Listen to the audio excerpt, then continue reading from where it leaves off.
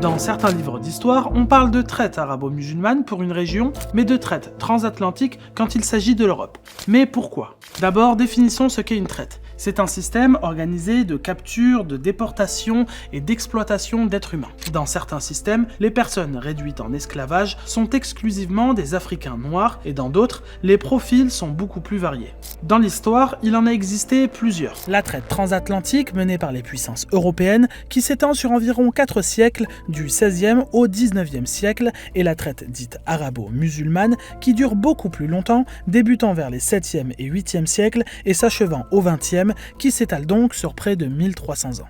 Mais alors pourquoi on associe un système de mise en esclavage à une religion pour une zone du monde et pas pour une autre ? Arabo-musulmane associe directement un système économique à une religion.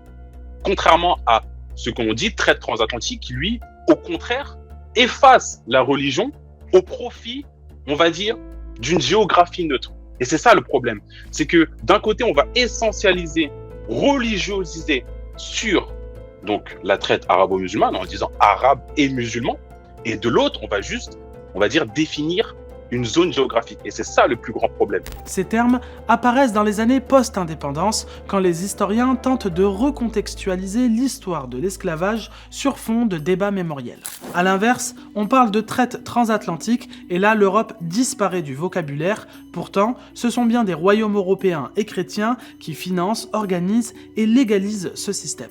Mais alors pourquoi ne pas parler ici de traite européo-chrétienne ? C'est un terme qui est issu de la recherche des historiens récents qui se sont rendus compte que c'était un phénomène d'abord géographique, lié à une forme de mondialisation des échanges, à une forme de capitalisme, et que c'était d'abord et avant tout un phénomène dans un espace géographique, qui est l'océan Atlantique, ce carrefour en fait entre l'Afrique, l'Europe et l'Amérique du Nord. Mais du coup, quel terme utiliser pour définir la traite arabo-musulmane ? Quel terme je choisirais ? J'ai pas de réponse ferme à donner. Déjà, je parlerai au pluriel, des traites dans le monde musulman, des traites orientales. Dans tout cas, on aura toujours en fait une limite au terme que je choisirais. Donc des fois, je parlerai de traite orientale au pluriel, des fois de traite en terre d'islam, des fois je vais spécifier, quand je m'intéresse au Maghreb, les traites transsahariennes. Quand ça concerne plutôt l'extrême-orient, les traites dans l'océan Indien. Donc la réponse, c'est qu'il n'y a pas vraiment de réponse ferme et absolue. Le débat ici ne consiste pas à dire que l'une de ces traites serait moins grave que l'autre. Elles sont toutes deux inhumaines et elles ont toutes fait des millions de victimes. Mais pourquoi on accepte encore ces mots sans vraiment les interroger ? Et surtout, qu'est-ce que cela dit de la manière dont on nous a appris l'histoire ?